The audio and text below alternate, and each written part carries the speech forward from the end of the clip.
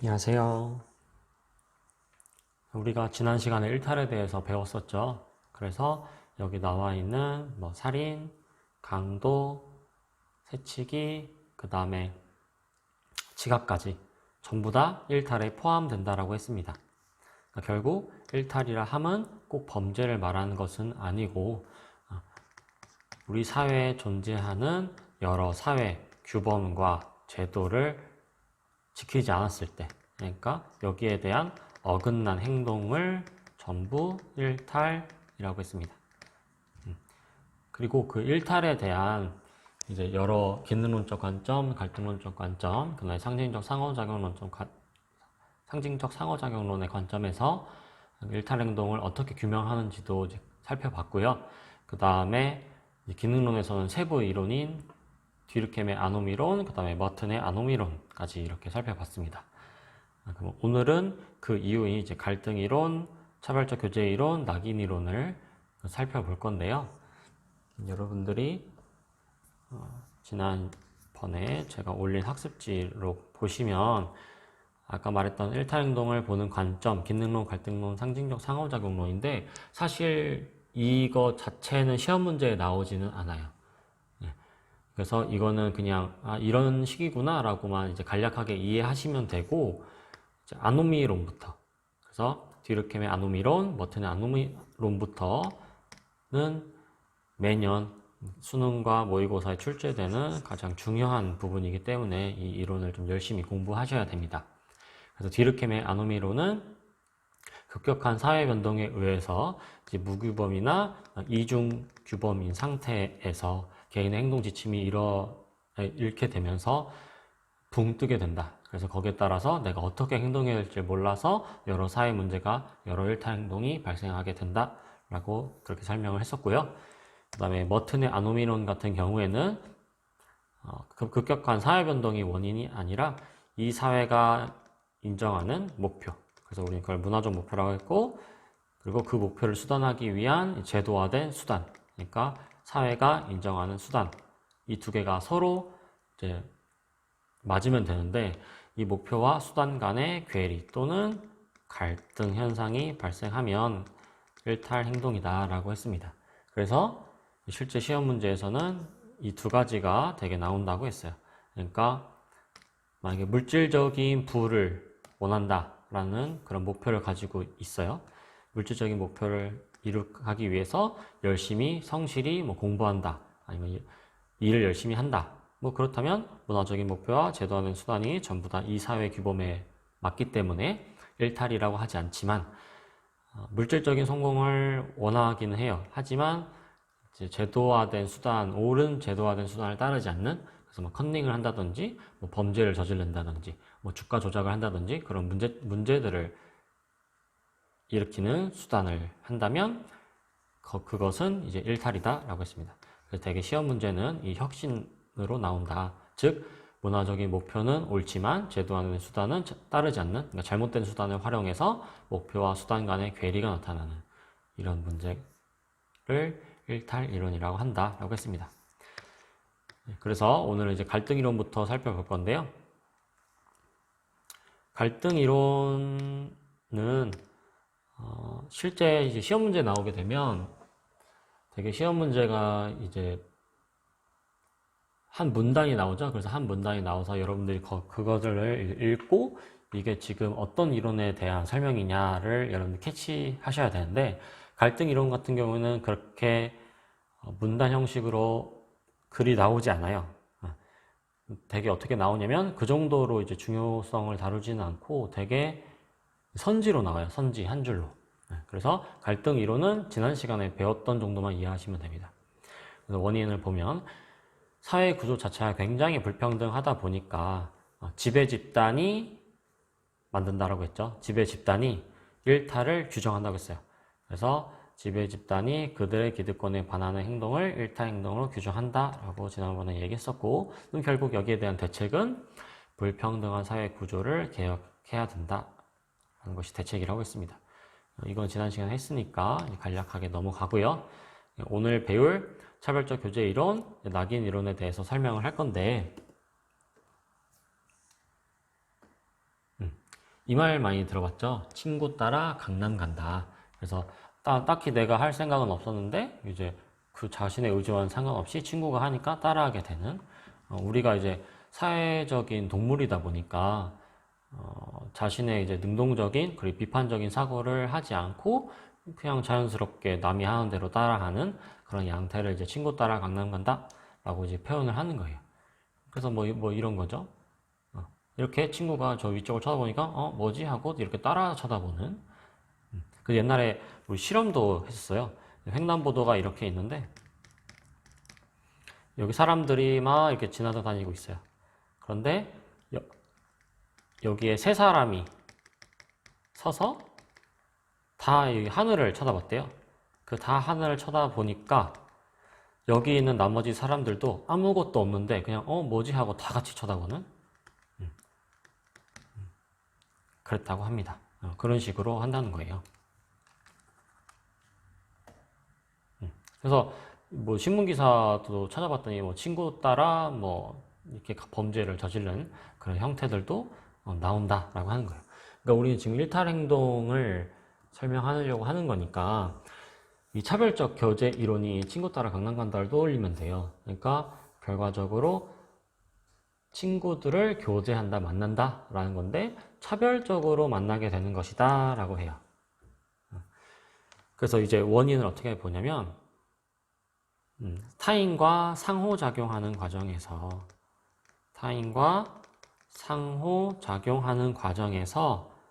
범죄에 대한 거를 학습한다라는 거예요. 상호작용하는 과정에서 학습한다.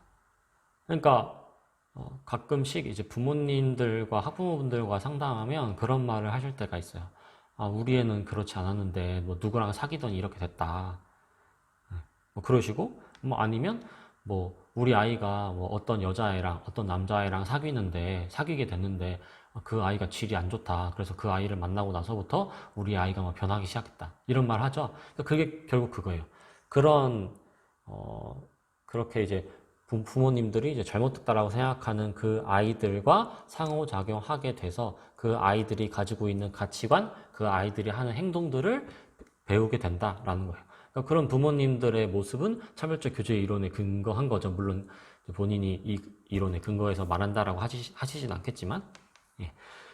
그래서 실제 시험 문제에서도 이 상호작용, 학습이란 말이 굉장히 중요한 키워드로 작용합니다. 그래서 이런 내용들이 들어가 있으면 차별적 교제 이론에 따른 일탈 행동을 규명하는 거구나 라고 생각하면 돼요.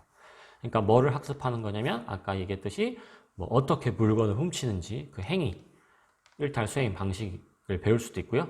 아니면 저 사람들은 부정적으로 돈을 많이 벌었을 거야. 우리는 열심히 일해도 이렇게 가난한데 쟤네들이 돈 많이 벌 수 있는 건 걔네들이 나쁜 방식으로 돈을 벌었기 때문이야. 그러니까 우리가 그 사람들 거를 훔쳐도 괜찮아. 뭐 이런 가치관을 갖는.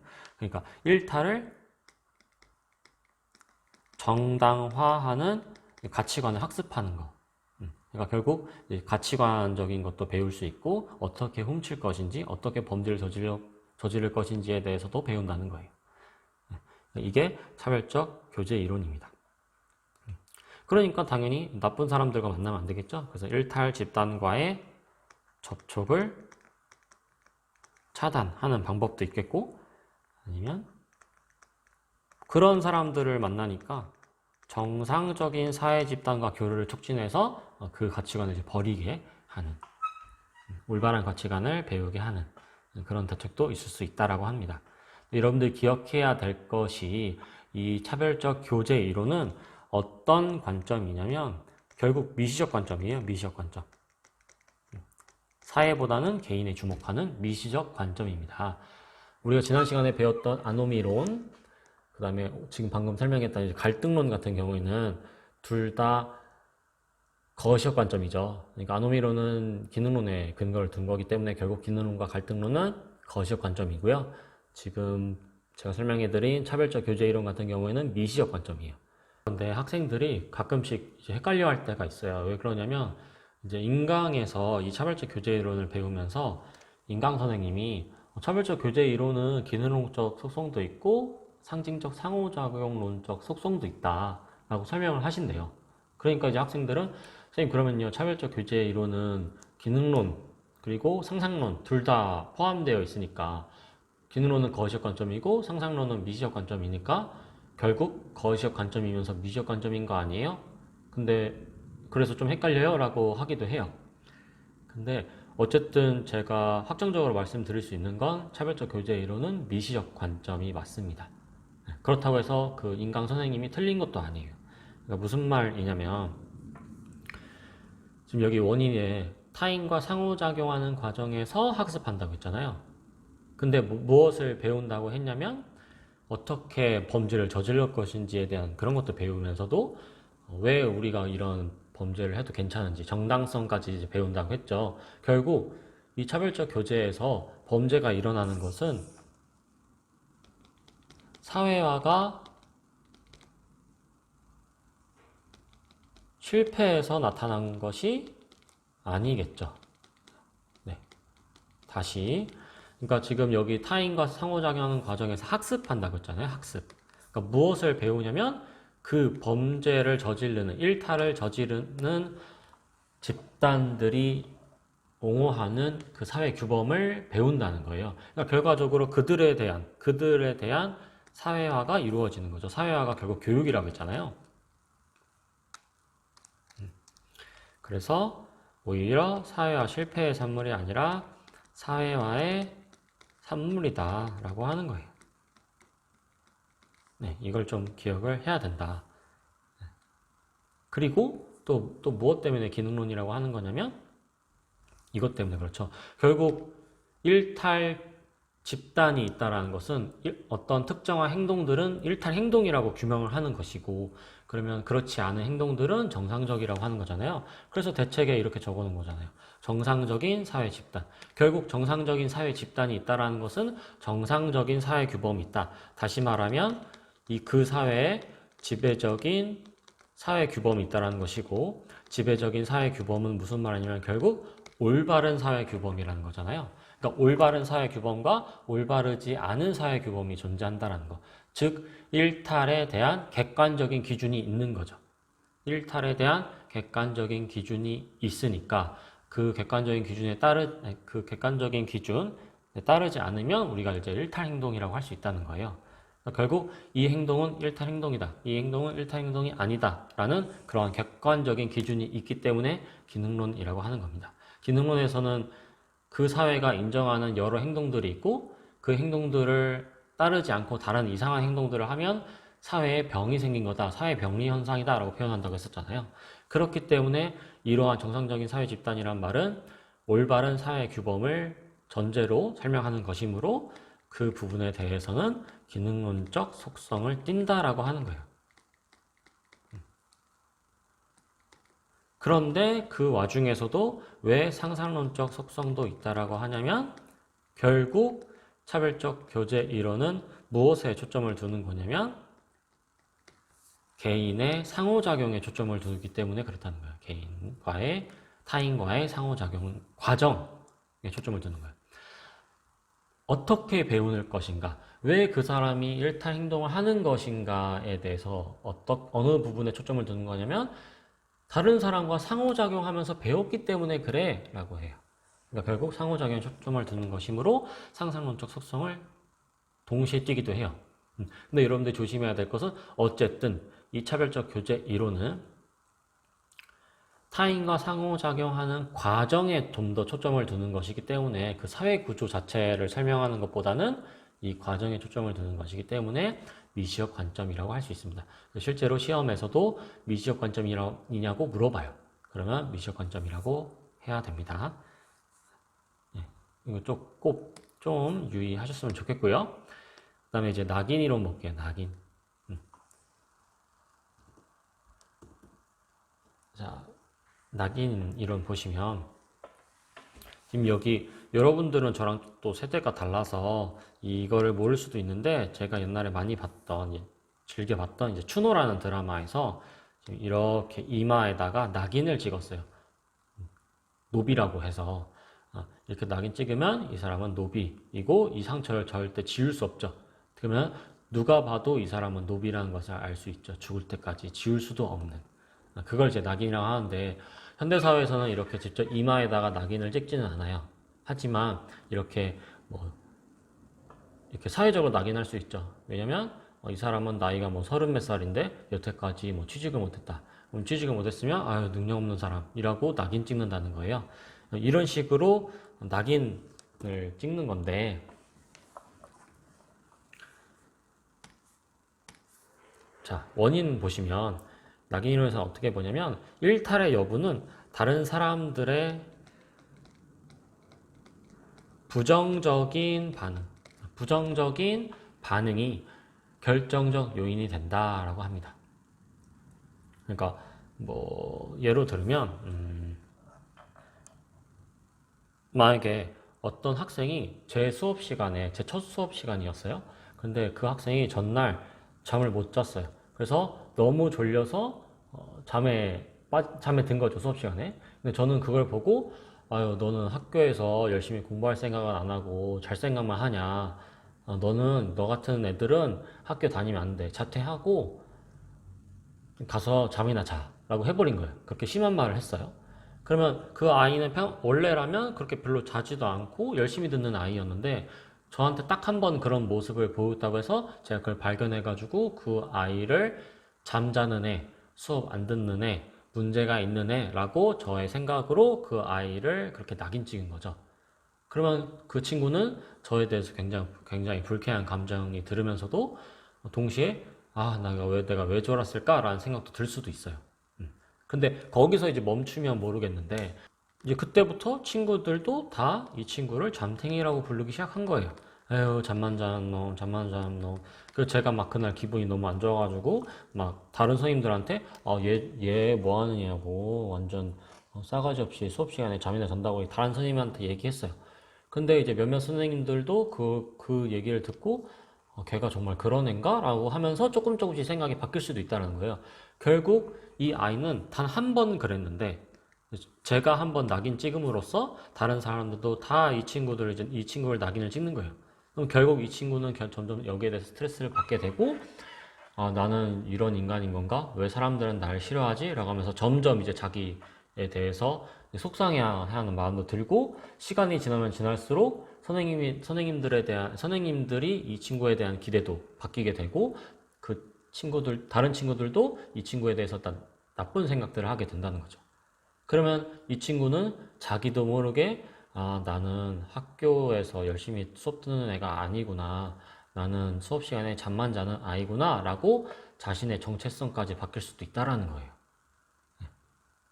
그래서 결국에는 나중에는 정말 수업을 잘 안 듣고 정말 수업 시간에 자주 잠을 자는 아이로 변할 수도 있다라고 하는 겁니다. 그만큼 낙인이 무섭다고 하는 거예요. 네.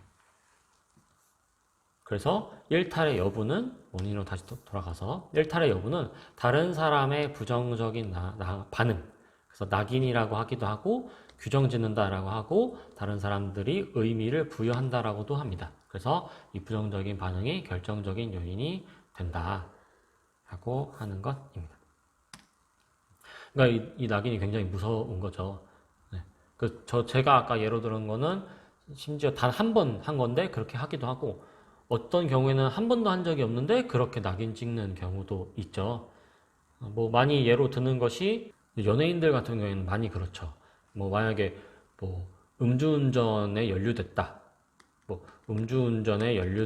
A라는 연예인이 음주운전을 했다더라. 라는 그 카더라 통신이었어요. 근데 알고 보니까 실제로 팩트체크를 해봤더니 음주운전을 전혀 한 사실이 없어요. 심지어 뭐 운전면허증도 없었어요. 그런데도 이미 음주운전한 혐의가 있다라는 식으로 기사 한번 나버리면 사람들은 얘 음주운전 했나 보다 라고 하면서 그냥 낙인 찍어버리고 그 다음부터는 관심이 없죠. 실제로 그런지 안 그런지 관심이 없다는 거예요.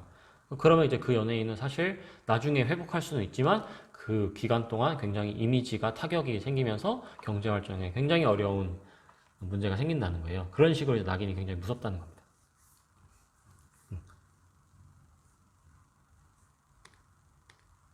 그래서 특징, 일탈자로 규정되는 과정과 이후의 관심을 많이 둔다. 이것도 지금 과정에 관심을 많이 두죠? 과정에 관심을 많이 둡니다. 그래서 여기는 낙인 이론도 미시적 관점이에요. 미시적 관점은 일탈이 일어나는 과정에 초점을 두는 것이 특징입니다. 일탈을 규정짓는 객관적인 규범은 존재하지 않아요. 객관적인 규범은 존재하지 않는다고 전제하고요. 그렇기 때문에 일탈의 상대성을 강조합니다. 과정. 그러니까 이 객관적인 규범은 존재하지 않는다고 전제하는 것이 결국 이 미시적 관점이기 때문에 이렇게 설명을 하는 건데, 만약에 어떤 학생이 뭐 수업 시간에 너무 더워가지고 뭐 양말을 벗고 수업을 들었어요. 사실 뭐 양말을 벗는다고 해서 그게 뭐 규정에 어긋나거나 그러지는 않죠. 근데 만약에 어떤 선생님이 넌 어떻게 양말도 안 신고 다니냐, 진짜 더럽다라고 그 아이를 이제 규명해 버려요. 그러면 그게 일탈이라고 객관적인 기준이 없는데, 제가 그렇게 지명함으로써 다른 친구들도 그 친구를 이제 더러운 친구라고 설명할 수도 있다는 거죠. 그래서 객관적인 규범은 존재하지 않는다. 단지 부정적인 반응에 따라서 일탈 여부가 결정된다라고 하는 거예요. 그래서 이제 낙인 이론에 따르면 일탈 과정이 어떻게 이루어지냐면, 아까 얘기했듯이 일단 1차적인 일탈이 벌어진다는 거예요. 가볍고 일시적으로. 그냥 평상시에 전혀 잠을 자지 않았는데 오늘 한 번 딱 수업 시간에 잠을 잔 거죠. 그래서 그런 경우에는 대부분 모르고 지나칠 수도 있어요. 그런데 이제 문제가 발각된 경우에 그렇다는 거예요. 그러면 타인들에 의해서 낙인 찍히는 거죠. 잠탱이라고. 잠을 많이 자는 사람이라고. 그래서 그에 맞추어서 점점 그게 계속 낙인을 당하면 부정적인 자아 정체성이 형성될 수도 있다라고 합니다. 그래서 시험 문제에서도 자아 정체성이라는 용어를 많이 써요. 이런 낙인, 규정, 의미 부여라는 말도 많이 나오고요. 그래서 결과적으로는 이런 많은 낙인에 의해서 부정적인 자아 정체성이 형성되고, 그러면 이제 2차적 일탈을 벌인다. 2차적 일탈은 습관화된 일탈. 이제는 본인 스스로 나는 수업을 집중하지 않는 사람, 나는 잠을 많이 자는 사람이라고 본인을 정체성을 만듦으로써 습관화된 일탈을 하게 된다. 계속 잔다라고 한다는 거죠. 그래서 함부로 학생들한테 너는 이렇게 나쁜 아이야 라고 규명하면 안 된다라고 하는 거예요. 정말 그렇게 학생이 변할 수도 있으니까. 그러므로 대책은 이제 부정적인 낙인을 신중하게 해야 된다라고 하는 것이고, 만약에 부정적인 자아 정체성이 만들어졌다면 그걸 좀 긍정적으로 자아를 전환할 수 있도록 그런 치료 프로그램을 시행해야 된다라는 거예요.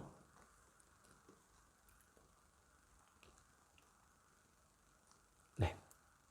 그러니까 이거를 과정을 좀 다르게 표현을 하면 또 다르게 표현을 한번 해볼게요. 어떤 사람이 이렇게 특정 행위를 하게 됐고, 그 특정 행위에 대해서 낙인을 찍힌 거죠. 낙인을 찍혔다는 거는 아까 얘기했듯이 이것이 사회적 반응이에요. 사회적 반응을 낙인이라고 표현을 하는 것이고, 이 낙인에 의해서 부정적인 자아 정체성이 형성된다고 했죠. 그러니까 결국 그 사람의 새로운 정체성이 형성된다라고 표현할 수 있다는 거예요. 그래서 그 정체성에 따라서 앞으로 한 번 일시적으로 했던 것을 계속 반복적으로 일탈을 할 수 있다는 거죠. 이렇게 이런 용어를 써서도 낙인 이론을 설명합니다. 이게 낙인 이론입니다. 이렇게 우리가 지금 일탈 이론에 대한 것들을 배웠는데요. 어떤 것들을 배웠었냐면 이제 아노미론 배웠고, 아노미론은 또 뒤르켐과 머튼의 아노미론이 있다고 했고요. 그리고 갈등론도 있고, 그 다음에 차별적 교제 이론, 낙인 이론 이렇게 있습니다. 네, 그래서 지금 여러분들 아래에 보시면 개념 확인 있죠? 개념 확인은 아노미론, 그 다음에 낙인 이론, 차별적 교제 이론. 우린 되게 차별적 교제 이론을 차교론이라고 하거든요. 그래서 이 세 가지 중에 고르시면 되거든요. 그래서 제가 OX 퀴즈에다가 1, 2, 3, 4, 5번을 일단 넣고, 대신에 이거는 조금 설명이 필요할 것 같아요.